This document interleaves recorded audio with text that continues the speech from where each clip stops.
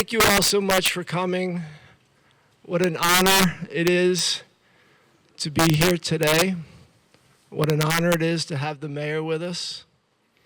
What an honor it is to have Representative Wood, chair of the House Human Services Committee.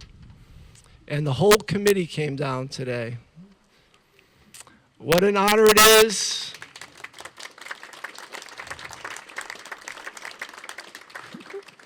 Thank you. What an honor it is to have our former mayor here. Moreau, welcome. And what an honor it is to have my friends Michael and Gus here. Thank you so much. And what an honor it is to have everybody who came together for this really special day. And most of all, what an honor it is and what a gift it is to have Dave and Lisa and Katie here today with us.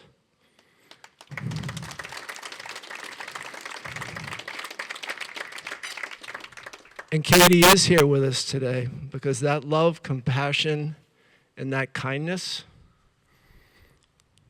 that she gave to us yesterday is present today, and it'll be here tomorrow, and it'll be here forever. And I believe there is a thread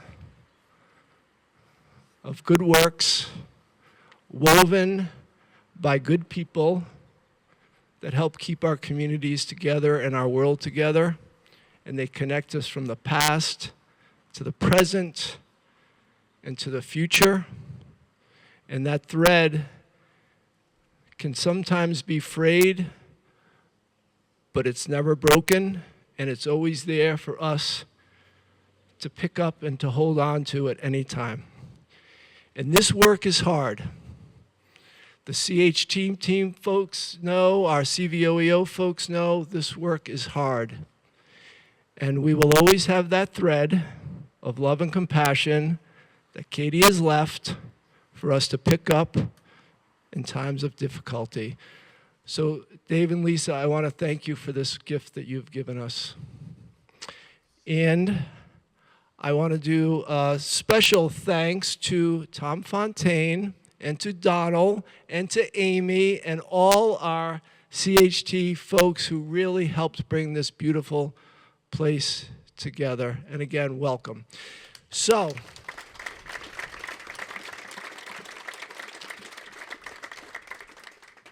you know, CVOEO gets really lucky with its friendships and its partnerships, and our partnership with CHT is just beyond a partnership. We are so connected, and anytime we've needed something, we want to do a shelter, CHT, and I mean the whole team. Amy is here, the whole team is there for us, and this guy is always there for us, for CVOEO, and for me personally. Michael, love you. Come on.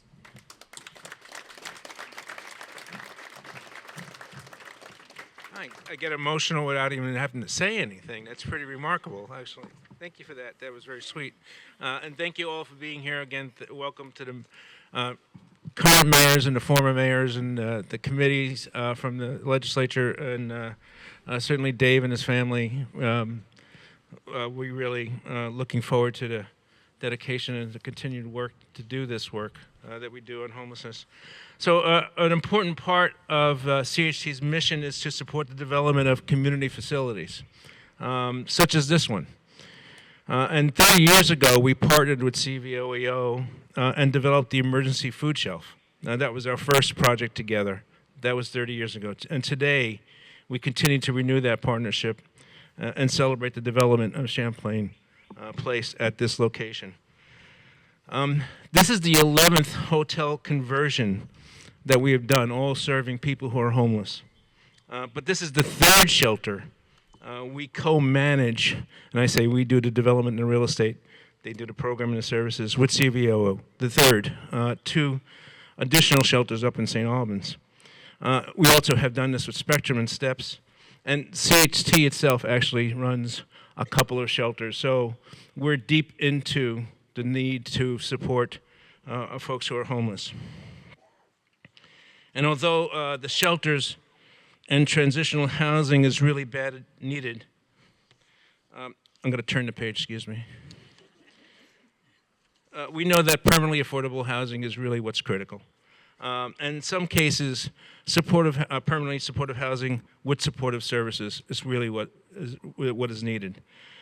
If we're going to move from safety that the shelters provide to the security of a permanent home, and everybody needs a permanent home, the people who are living and who are homeless or on the street now can't get healthy unless they have a safe place to live.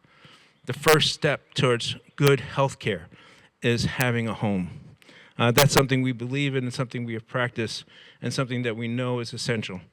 For our part, we have over 500 households who are now housed at CHT who are formerly homeless. And we hope to do another 100 or so more over the next year or so.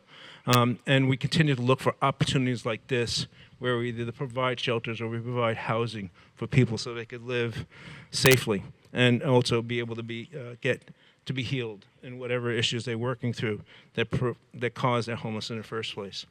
So we're proud of our partnership with CVOEO. We would marry CVOEO if there was something that allows us to do that, but we won't. This property in particular, let me say, has undergone an incredible transformation over the past year. I mean, from the very beginning, it was okay at the Brown Motel, a little sketchy, but over the last year or so, and I got to thank Donald and Amy and the staff at CHT, who worked very tirelessly, and the contractor, whatever his name is. Yeah, I know. Yeah. Who's done an incredible job. I live around the corner, so when I would go by this place a few years ago, and not to throw anybody under the bus because it was a really needed shelter, it looked a little not what was needed. You know, it needed to be better. In order for the people who live here to feel good, it needed to be better. For the community, it needed to be better. And I always envisioned a fence, a yard, a nice front to the building, great rooms inside, and we've achieved that. And we've achieved that with the great support from many of you in the legislature and many of the funders who have supported us with this. So thank you very much, Paul. Appreciate it.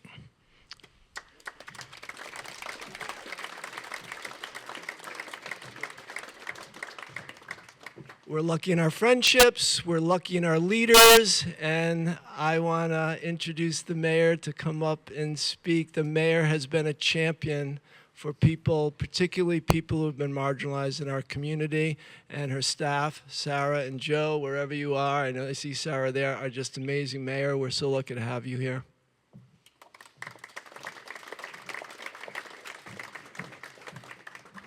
Thank you, Paul. This is partly why I wear high heels, so I can actually reach the microphone. All right, good morning, everyone, and welcome to Burlington for those who are visiting from elsewhere in the state. It is truly an honor to join you all here today at Champlain Place, which is a shining example of what is possible when you lead with compassion, commitment, and collaboration.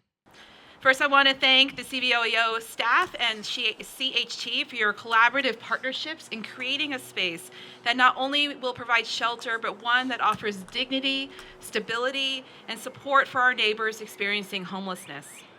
Today, we're not just celebrating a beautifully renovated building, we are also recognizing the power and importance of partnership in addressing the housing crisis and our ongoing commitment to housing as a human right.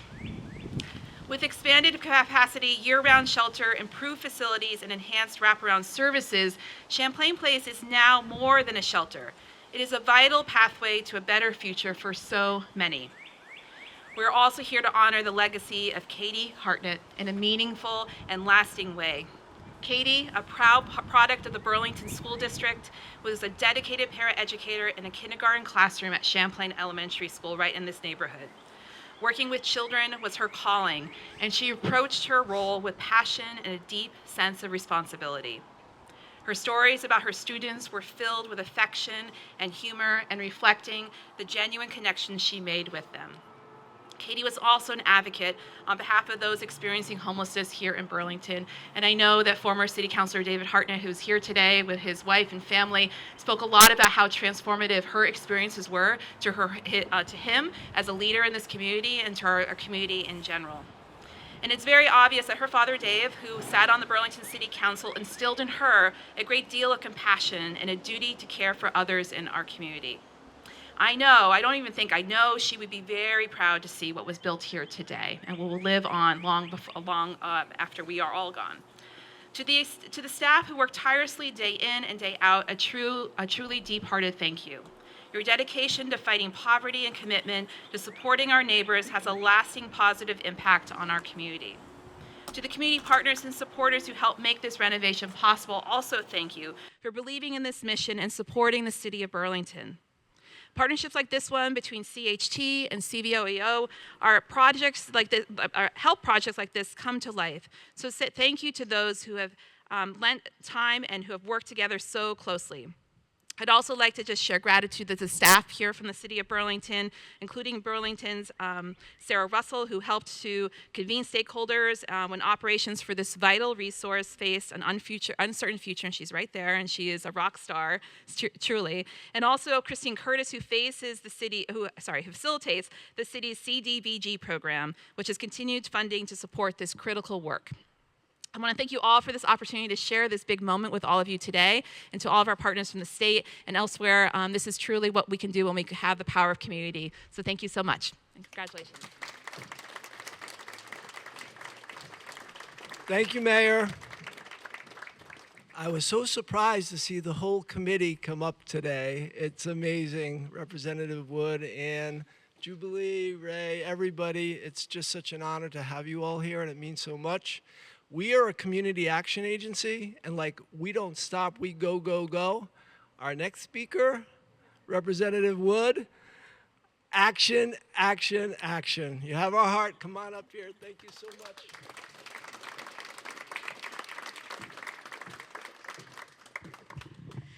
Good morning, everyone. It is so delightful to be here with you this morning.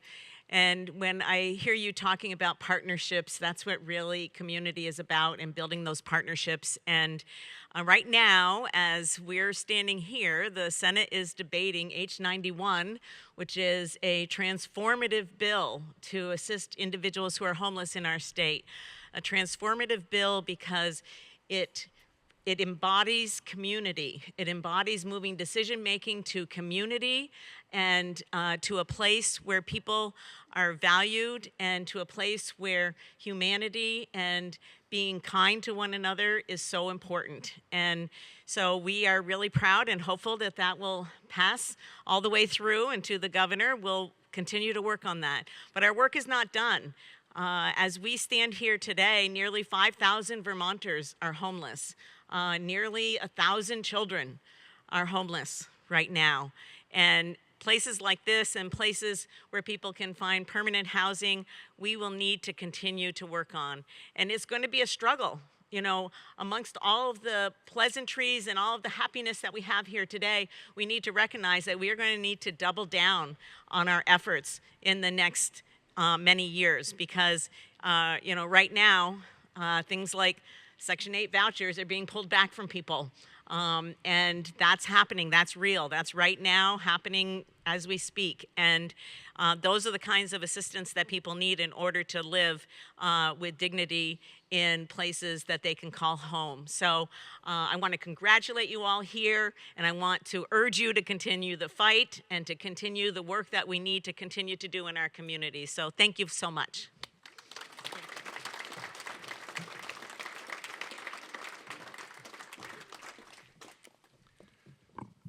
So to make this all work, the shelters that we are doing, it's really kind of this three-legged stool. Michael talked about our impending marriage. And we also have the Vermont Housing and Conservation Board. We cannot do this without their support and their funding. And we just did a project with them for our domestic violence shelter up in St. Albans, Safe Roots Healing Collaborative. We are now looking at a family shelter because we're taking on the Williston Family Shelter tomorrow from the state, and we're going to move it to Pearl Street. We're already in conversations about that. And then there is the Champlain Place. So we cannot do any of this without the team at VHCB and without their wonderful leader, Gus.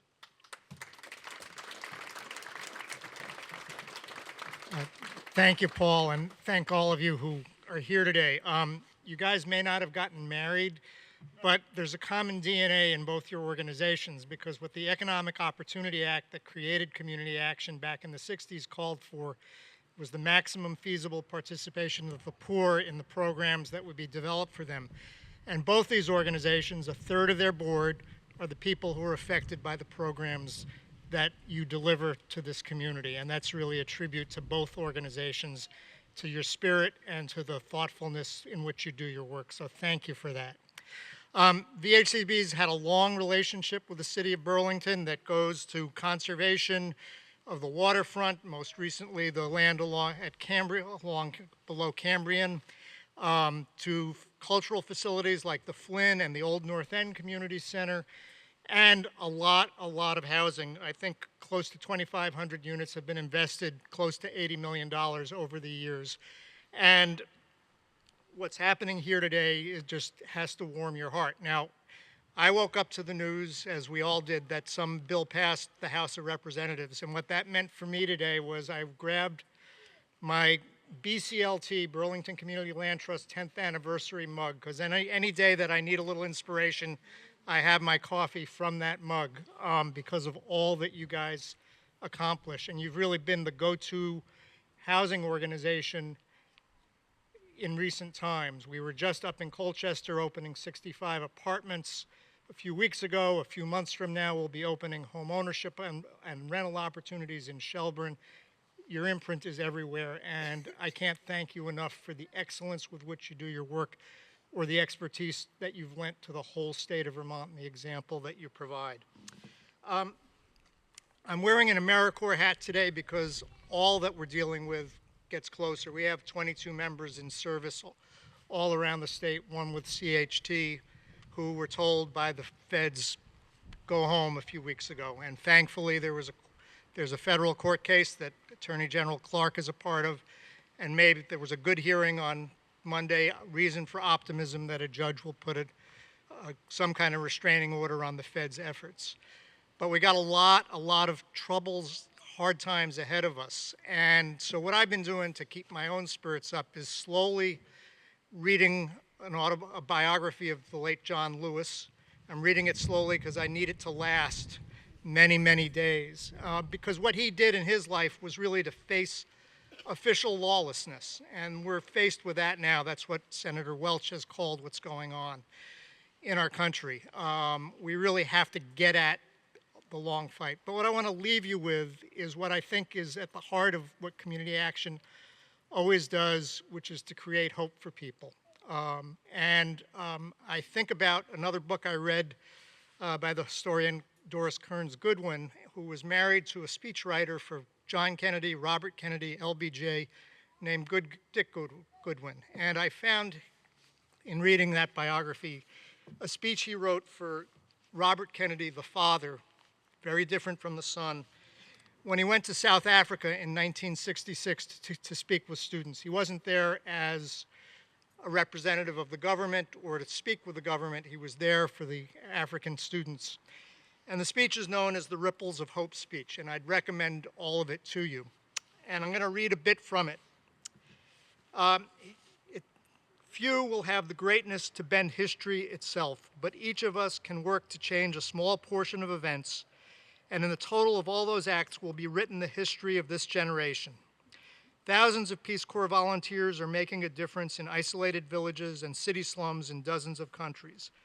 Thousands of unknown men and women in Europe resisted the occupation of the Nazis, and many died, but all added to the ultimate strength and freedom of their countries. It is from numberless diverse acts of courage and belief that human history is shaped. Each time a man or woman stands up for an ideal or acts to improve the lot of others or strikes out against injustice, he sends forth a tiny ripple of hope. And crossing each other from a million different centers of energy, and daring, those ripples build a current which can sweep down the mightiest walls of oppression and resistance. Those remarks were delivered in 1966. I think Nelson Mandela was still going to be jailed for another almost quarter century. We have a long march ahead of us. We need those ripples. That's what's going to emanate from this building, from the services I know your staff will provide, from the hope you're going to give to folks, from the new lives and the next places they move on to. Thank you for being so willing to inspire your staff to do that hard work every day. Michael, thank you and your staff for making the facilities possible. Let's all have hope and let's push together. Thank you.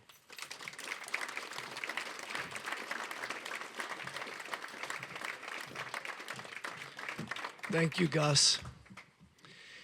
And our staff at CVOEO, I am so humbled and honored to work with such a team of people that have pretty much not refused any project in the last several years. And in fact, they keep urging me to keep going and keep going. And we have a team here at the Champlain Place that is really quite remarkable. And if you want to know anything about homelessness, our new director, Tiffany Rich, can tell you. Our associate director, Nick, can tell you, and the team here can tell you. These are amazing people doing really difficult work with love and compassion every single day. Tiffany?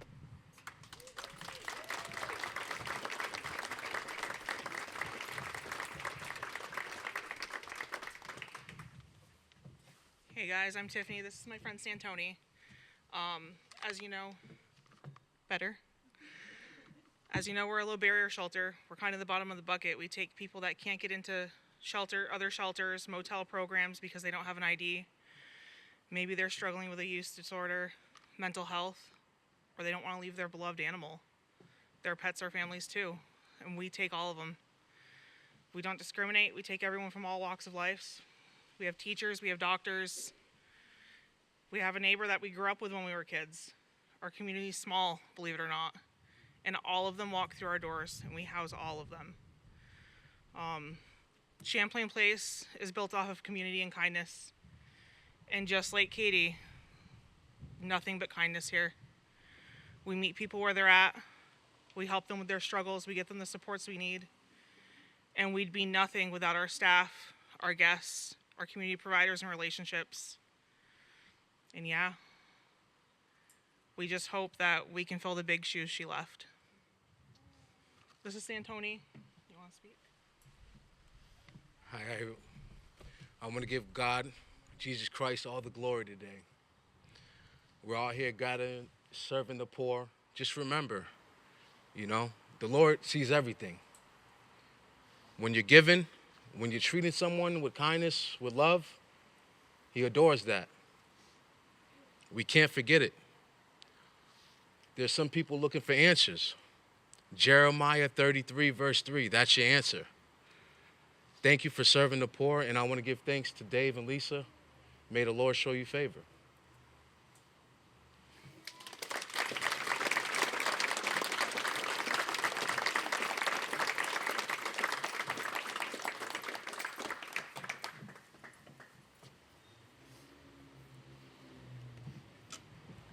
So we're so lucky to have two mayors here today, and I've got the opportunity and the good fortune to work with Moreau over a number of years. And I have such deep respect for all the work he's done and who he is as a leader and continuing to engage in our community and in our state. Thank you, Moreau, for coming.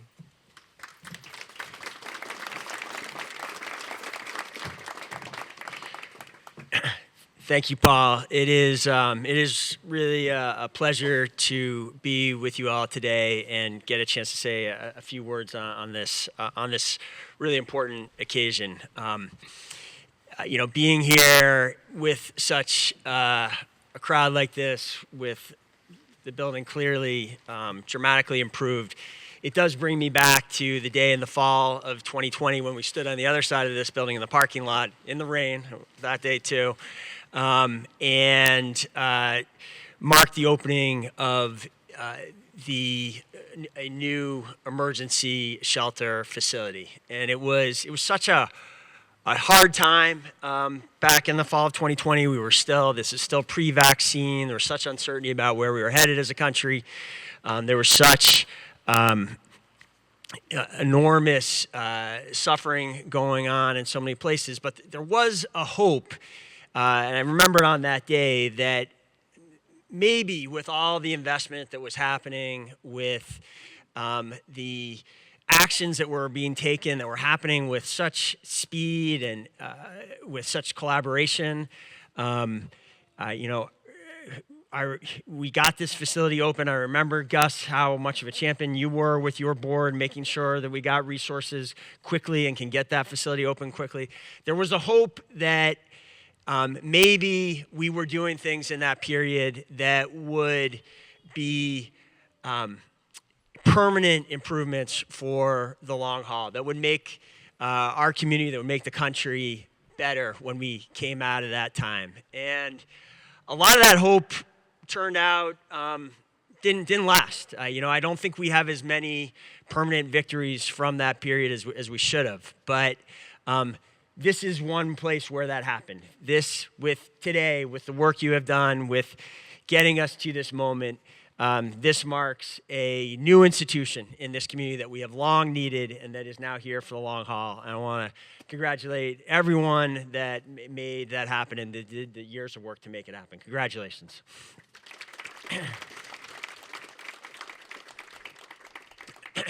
To be specific, and this is part of what makes today so poignant, one of the things that was really clear throughout the time I was in office is that we needed a year-round, low-barrier shelter. We had not had one at all, even in the coldest months of the winter, until 2014. And one of the champions that made that happen on the city council was Dave Hartnett. When we partnered with CVOEO and over at the old Ethan Allen facility in a matter of months, working with Jan Demers, who was an incredible champion. Is Jan here today? She should be. I mean, her spirit kept this project going in so many ways. We got it open. We had it open every winter after that.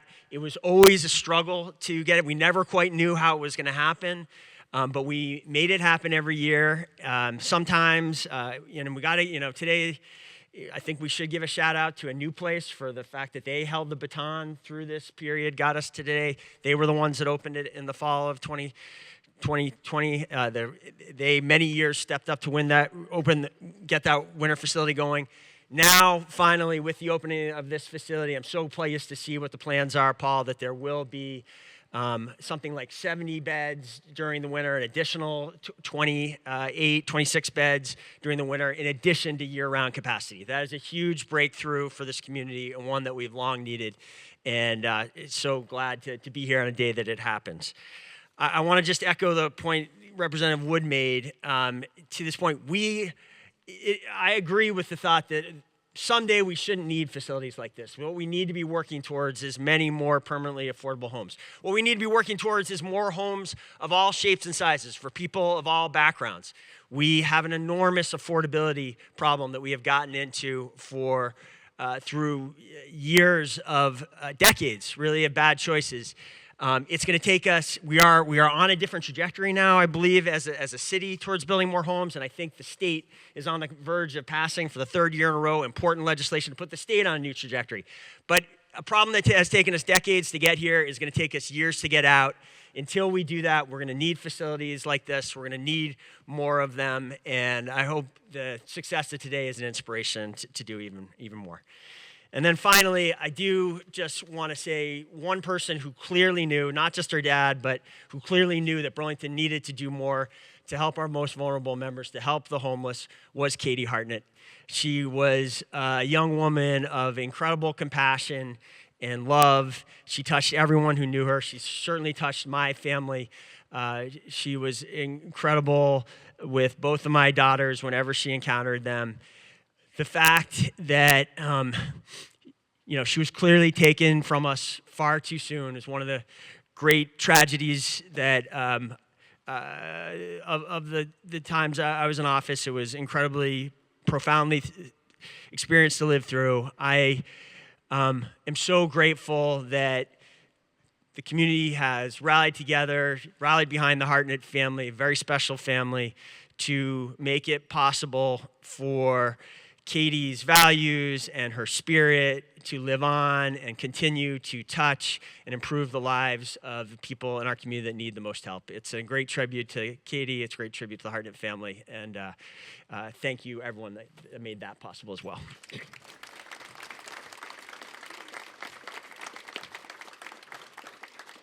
Dave, come on up.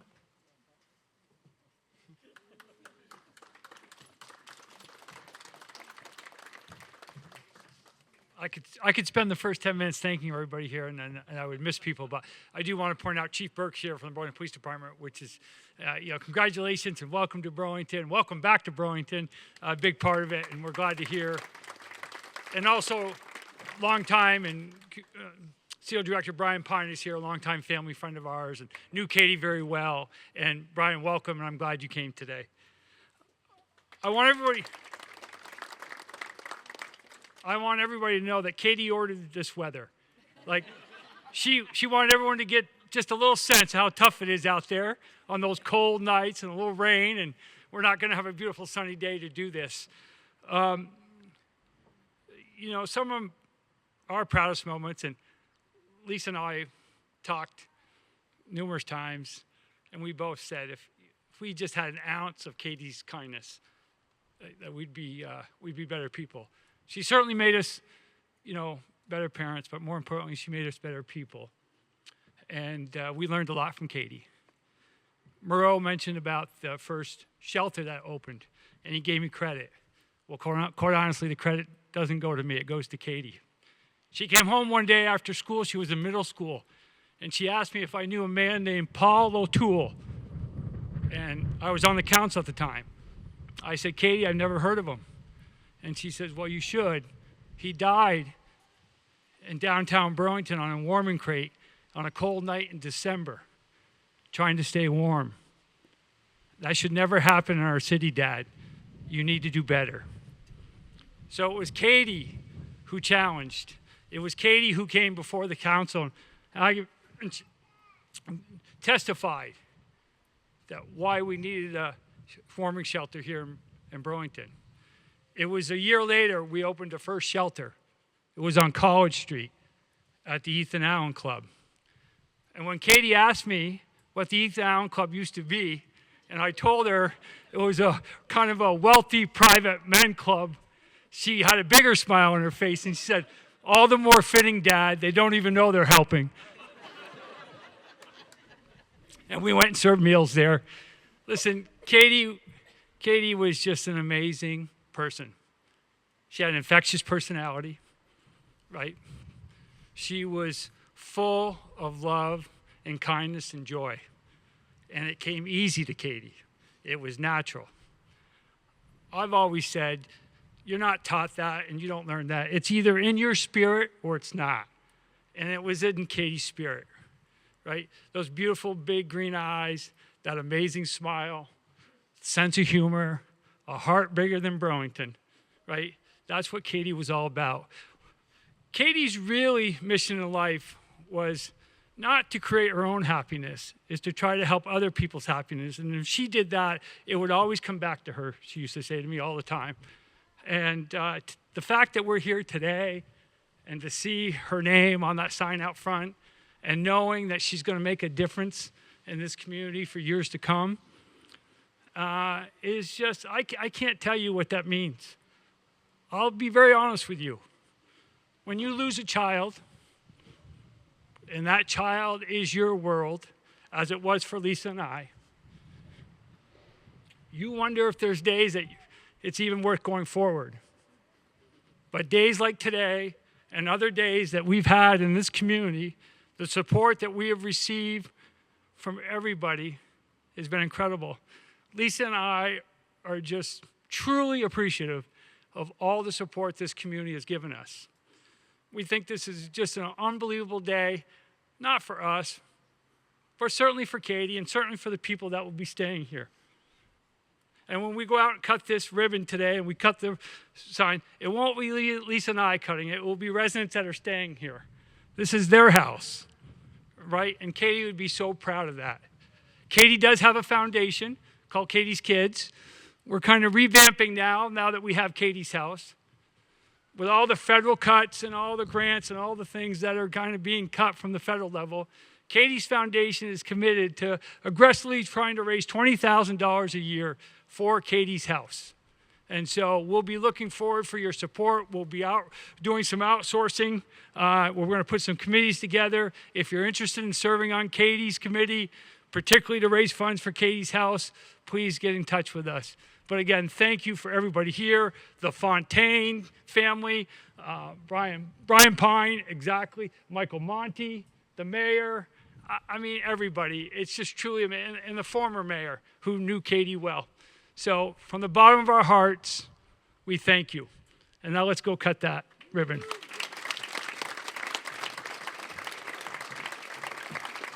All right, folks. Thank you. We're going to grab a cup of coffee or something hot. We're going to walk around to the front, and we're going to unveil the sign. Thank you all so much for coming.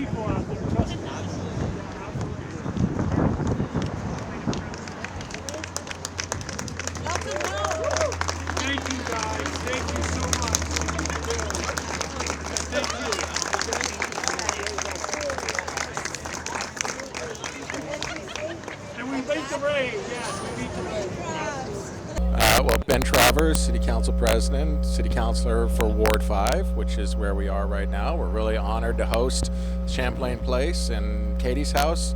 It's nice to have the Hartnett family, a new North End family, having a space down here in the South End. I know Katie Hartnett did a lot of work with Champlain Elementary right nearby here. This is going to fill such an amazing need, and we're thrilled to have it down here and appreciate Town Meeting TV covering the event.